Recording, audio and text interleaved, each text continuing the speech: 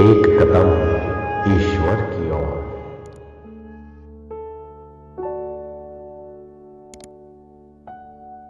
निर्वाण प्रकरण उत्तरार्ध 19वां सर्ग। जीव का स्वरूप, उसका तत्व, समष्टि व्यष्टि शरीरों की कल्पना तथा स्थान एवं कारणों की भिन्नता से भोग भेद, इन सब का वर्णन। श्री राम जी ने कहा, हे मुने, जीव का जो स्वरूप है यानी शास्त्रीय व्यवहार में उपयोगी तथा जैसा पारमार्थिक उसका रूप है, उसकी स्थूल देह की जैसी कल्पना होती है, जिस रीति से उसकी परमात्म रूपता है तथा जो उसका स्थान हो, वह सब हमसे कहिए। मोक्ष शास्त्र में जो समष्टि जीव प्रसिद्ध है, उसका परिशोधन हो जाने पर वह ब्रह्म के साथ अभिन्न बन जाने में योग्य हो जाता है, यह पहले बतलाते हैं। महाराज वशिष्ठ जी ने कहा, भद्र, अनंत व्यापक जो चेतन ब्रह्म है, वही अपने संकल्प से प्राण द्वारा जीव यों व्यवहृत होकर तथा चक्षु आदि द्वारा दूसरा चित्त नाम वाला होकर जीव शब्द से कहा जाता है, उसका पारमार्थिक स्वरूप बतलाते हैं। भद्र, जो परम अनुरूप नहीं है, जो स्थूल नहीं है, जो न शून्य स्वरूप है, जो शून्य आकार के अंतर्गत है, जो चिन्मात्र अनुभव स्वरूप है और सर्वत्र व्यापक है, वही जीव कहलाता है। जो सूक्ष्मति सूक्ष्म वस्तुओं से भी सूक्ष्म है, जो गुरुतर वस्तुओं में सबसे बढ़ चढ़कर गुरुतर अर्थात स्थूलतम है, जो तुच्छ रूप नहीं है और जो सर्वात्मक है, उसी को पंडित लोग जीव कहते हैं। जीव की सर्वव्यापकता को अनुभव पर चढ़ाते हैं। जिस पदार्थ का जो असाधारण स्वरूप है, उस पदार्थ में उस रूप से स्थित उसी जीव को ही आप जानिए। इसलिए उस पदार्थ के रूप में जीव ही भासमान होता है, क्योंकि बार बार देखने पर तत्त पदार्थों के आकार में ही उसका अनुभव होता है। यह अकाट्य नियम है। तात्पर्य यह है कि घट और चक्षु का संबंध होने पर चक्षु के द्वारा निकला हुआ अंतःकरण स्ववृत्ति में संबंध घटावच्छिन्न जीव चैतन्य को ही यह घट प्रकाशित होता है। इस रूप से घट स्वभाव के तादात्म्य रूप से ही अनुभव कराता है। हे श्री राम जी, अतएव समष्टि जीव जहाँ पर जिस रूप से संकल्प करता है, वहाँ पर उस रूप का हो जाता है, क्योंकि समष्टि जीव जो संकल्प करता है वह सत्य ही होता है और व्यष्टि जीव जैसा रहता है वैसा ही संकल्प करता है। ऐसी स्थिति में यह निष्कर्ष निकला कि जो चित्र विचित्र समस्त वस्तुओं का समष्टि जीव को भास होता है, वह भास रूप सर्ग पवन के स्पंद की नाई समष्टि जीव का स्वानुभव सिद्ध स्वभाव है, न कि बालक की यक्ष भ्रांति के सदृश उपदेशाभ्यास से उत्पन्न है। यह कहते हैं, जैसे पवन की संचलन क्रिया स्वभाव सिद्ध है, वैसे ही समष्टि जीव का चित्र विचित्र वस्तुओं का अनुभवात्मक सर्ग अर्थात संसार स्वभाव ही है। यह अपने अनुभव से निर्णय कर लेना चाहिए। बालक की यक्ष भ्रांति के सदृश इसका इस उपदेश से साधन करना नहीं चाहते, इसलिए मुक्ति, सुषुप्ति और महाप्रलय काल में बाह्य आभ्यंतर सभी पदार्थ चेतन में जीव भाव के रहते भी शांत हो जाते हैं। यह कहते हैं, जैसे संचलन क्रिया के न होने से अपना अस्तित्व रहते भी वायु असद्रूप बन जाता है, वैसे ही चित्र विचित्र पदार्थों का प्रकाशन न होने से मुक्ति आदि अवस्थाओं में अपना अस्तित्व रहते भी जीव ब्रह्मरूप बन जाता है।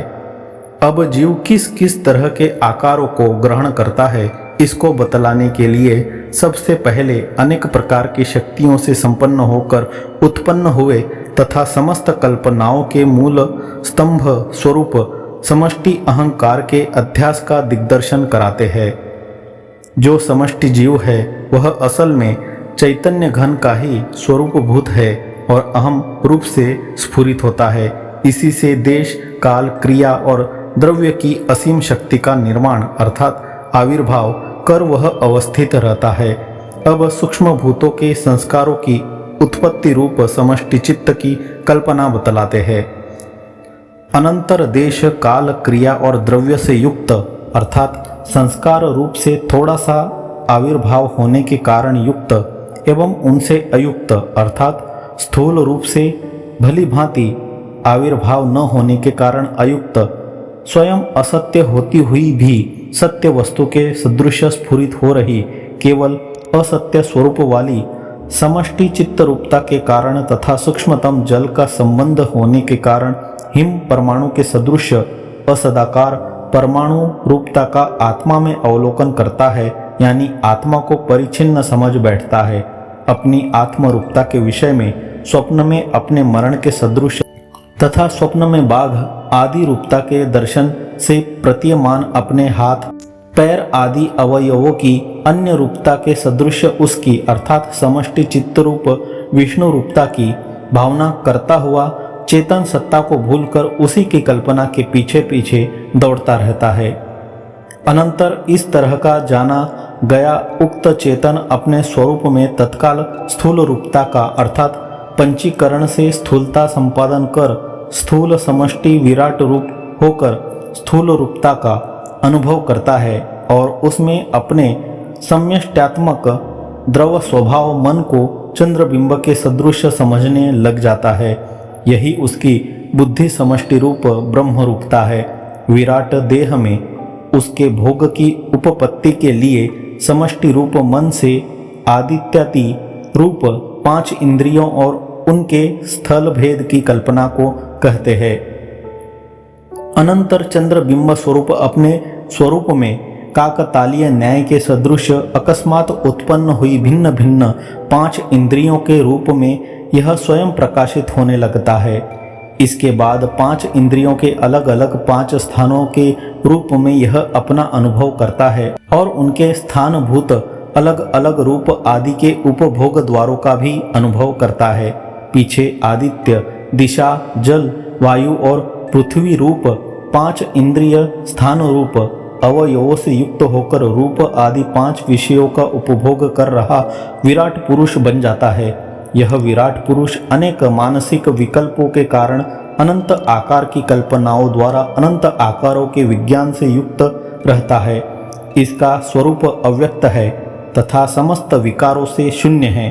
उनके मनोमय रूप होने पर भी स्वतः सिद्ध ज्ञानेश्वर्य से एवं सब शक्तियों से संपन्न होने के कारण वह जीव और ईश्वर दोनों रूप है, इस अभिप्राय से कहते हैं। यह मनोमय रूप से उदित हुआ हिरण्यगर्भ सर्वप्रथम पर ब्रह्म से आविर्भूत है। अतः आकाश के समान विशद, शांत, नित्य, आनंद स्वरूप एवं प्रकाशमय है। समस्त प्राणियों का समष्टि रूप अद्वय विराट पुरुष परम परमेश्वर रूप है और पंचभूतात्मा न होने पर भी पंचभूतात्मा के सदृश भासमान है। ईश्वर रूप होने से वह अपने आविर्भाव और तिरोभाव में बिल्कुल स्वतंत्र है, यह कहते हैं। सर्वशक्ति संपन्न होने से वह शीघ्र ही स्वयं आविर्भूत होता है, स्वयं विलीन हो जाता है, स्वयं विस्तार को प्राप्त होता है तथा स्वयं ही संकोच को भी प्राप्त हो जाता है। अपने संकल्प के कल्पित अनेक कल्पों में तथा क्षण भर में वह अपनी इच्छा के अनुसार स्वयं उदित होता है तथा पुनः पुनः उदित हो होकर वह फिर शांत भी हो जाता है। केवल मनोमात्र स्वरूपात्मक यह जीव ही सबके उपादानभूत ईश्वर रूप प्रकृति का शरीर है और यही व्यष्टि रूप से सब जीवों का पुर्यष्टक अर्थात सूक्ष्म शरीर भी कहा गया है। यही अव्यक्त अनंत आकाशात्मा परमेश्वर पिपीलिकादि सूक्ष्म देहों में सूक्ष्म, स्थूल पदार्थों में स्थूल, सबके बाहर और भीतर व्यक्त अव्यक्त, परमार्थ में किंचित रूप न होने पर भी व्यवहार में किंचित रूप यानी परिच्छिन्न रूप है। हे श्री राम जी, मूर्त एवं अमूर्त स्वरूप पंच ज्ञानेन्द्रिय कर्मेंद्रिय सहित प्राण, षष्टेंद्रिय, मन और अहंकार ये 8 उस पुरुष के अंग है। उसी ने अपने 4 मुखों से शब्दार्थों की कल्पना से युक्त इन चारों वेदों का गान किया है।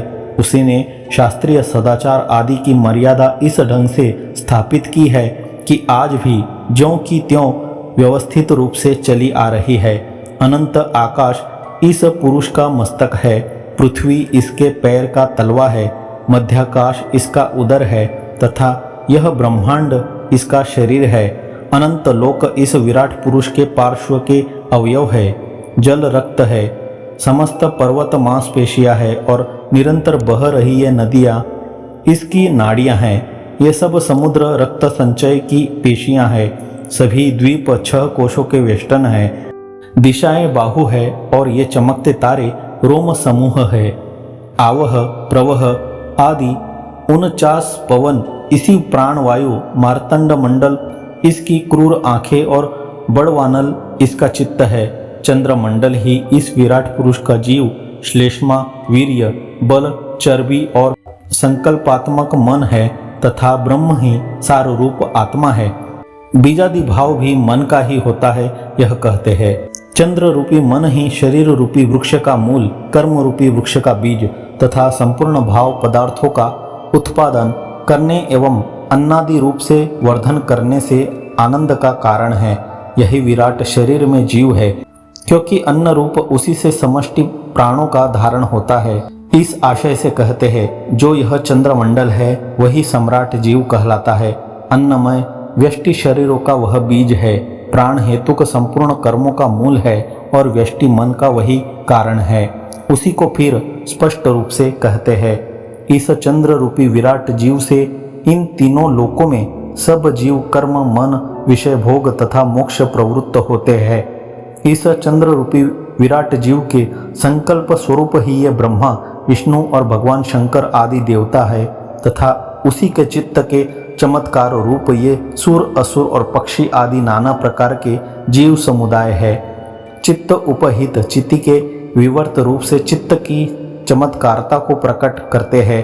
सृष्टि के आदि में चंद्रमा की अत्यंत सूक्ष्म अमृत कलात्मता को साक्षी रूप से जान रहा विराट प्रजापति जब देवताओं के शरीराकार का संकल्प करता है, तब शीघ्र वह चतुर्मुखादि शरीर भाव में ही स्वयं सिद्ध की नई स्थित हो जाता है। तात्पर्य यह कि वह सत्य संकल्प वाला होने से शीघ्र संकल्पित रूप में ही परिणत हो जाता है। इसलिए हे रघुद्वह, इस चंद्रमंडल को ही आप संपूर्ण जीव समष्टि रूप विराट जीव का स्थान और अपंचीकृत पंचभूता वयव युक्त शरीर समझिए। इसी का जागृत अवस्था रूप को सबको अनुभव होता है। चंद्र रूपी विराट जीव से व्यष्टि जीव का प्रसार जो पहले कहा गया है, उसका उपादान करते हैं। चंद्रमा रूपी विराट जीव से प्राणियों के जीवन के साधनभूत अन्न आदि सब पदार्थ जो औषधियों में चंद्र कलाओं के प्रसार रूप है, सर्वत्र प्रस्तुत होते हैं। वे ही जीवित प्राणियों के शरीरों में जीव होकर जीते हैं और मन होकर के अनेक जन्मों के कारणभूत कर्म किया करते हैं। हे श्री रामचंद्र जी, इस तरह नानाविध आचारों से युक्त असंख्य विराट के शरीर तथा असंख्य महाकल्प बीत चुके हैं, आगे चलकर होंगे और इस समय है भी। हे श्री राम जी, ब्रह्म से अभिन्न अतएव अवधि शून्य एवं महान व्यष्टि और समष्टि के देह संबंध से युक्त इस अनुभव रूप अधिष्ठान सत्ता से ही तद्विवर्तो विराट पुरुषः, इस वर्णित रीति से सब देश और सब कालों में परम विराट पुरुष इस मायावृत्त ब्रह्म में अवस्थित रहता है। 19वां सर्ग समाप्त।